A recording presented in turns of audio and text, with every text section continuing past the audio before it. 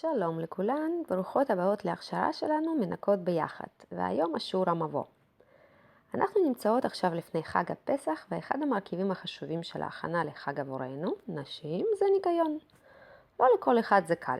לפעמים אנחנו לא יודעות ממה להתחיל, איפה למצוא את הזמן לזה, מאבדות מוטיבציה, לא מספיקות, ילדים מפריעים, הבעל לא עוזר, ולכניסת החג אנחנו מגיעות עצבניות ויפות. אז בדיוק בשביל זה אנחנו בנינו עבורכם מיני קורס מנקות ביחד. זו הכשרה על הכנות וניקיונות לפסח. ההכשרה הזאת תעזור לכם לייצר סדר בראש, בבית, להבין איפה להתחיל, איפה אפשר לקבל כוחות ומוטיבציה, איך לתכנן נכון את הזמן, כדי לעשות את הכל בזמן, ועם כל זה לשמור על היחסים טובים עם הבעל ועם הילדים. ועיקר להעלות חשיבות של הכנת הבית לפסח ולהפוך את התהליך הזה לפעולה מחברת, כך שנעבור את זה ביחד ובשמחה. ובתום הקורס תהיה בידיכם תוכנית של מתי כדאי לעשות צעד אחת צעד כדי להגיע לפסח מוכנות.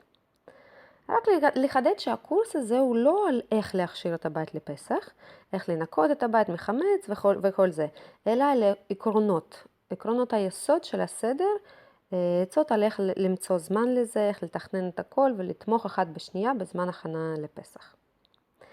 את ההכשרה הזאת אנחנו בנינו יחד, אני אביטל עוזמן, מאמנת אישית בשיטת NLP, יועצת לניהול זמן משפחה, יוצרת ומנחה סדנאות לנשים, ושרה ישראלי, אם ל3 ילדים, יועצת לניהול זמן משפחה, מומחית שיטת מעגל, שיטת חיבור בין בני אדם, מובילה ומנהלת פרויקט עצמאי באינטרנט. ועוד חברות נוספות שתמכו ועזרו עם תרגום, עיצוב ודברים נוספים. יחד למדנו איך לעבוד באינטרנט, איך לבנות ליישם הדרכה מקוונת. זוהי העבודה המשותפת הראשונה שלי ושל שרה. בתקופה זו של לימוד אנחנו רכשנו ידע מועיל ומיומנויות, ארגון עצמי, ארגון חלל הבית, ארגון זמן לחיים, הפעילים של אישה, האמא ועקרת בית. אנחנו רוצות לשתף אתכם בכלים ומיומנויות הנפלאות האלה.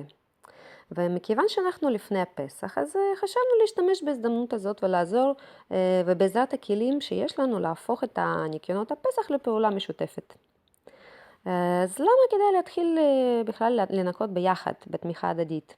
מכיוון שאנחנו מרגישות כי לכל אחד מאיתנו זה יכול לשמש ככלי נוסף, להתקרב אחד לשנייה, להרגיש זו את זו, וליצור שדה משותף, ולהרגיש את הבורא בקשר בינינו.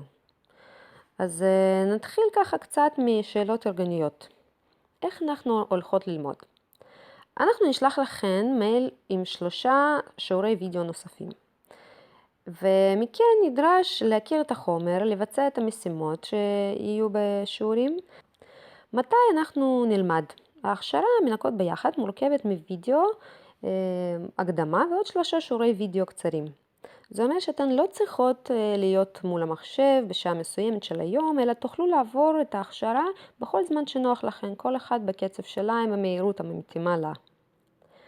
וכמובן יש שיעורי בית, אבל ביציאה מן הקורס תהיה בידיכם תוכנית מוכנה לפי הצעדים ומה ומתי כדאי לעשות כדי להיות מוכנות לקראת חג הפסח.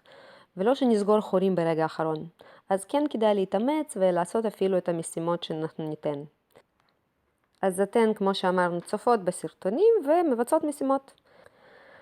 המשימה העיקרית שלנו, ככה מארגנות הקורס, זה ליצור עבורכן תנאים כאלה שבסוף ההכשרה אתם תצאו עם תוצאות ממשיות. ואם יש לכם שאלות, למה, מה, איך, תשאלו ואנחנו נשמח לענות. ולסיום, ככה אני רוצה להגיד שאנחנו עם שרה בחרנו 3 נקודות שאנחנו רוצות ככה להעביר דרך כל הקורס. העיקר זה כוונה. בזמן ניקיון הבית, אנחנו רוצות לתאר את הרצונות שלנו מכוונות אגואיסטיות. אנחנו מנקות לפסח ביחד, כי כשאנחנו עושות משהו ביחד עם כוונה נכונה, יש בזה כוח רוחני.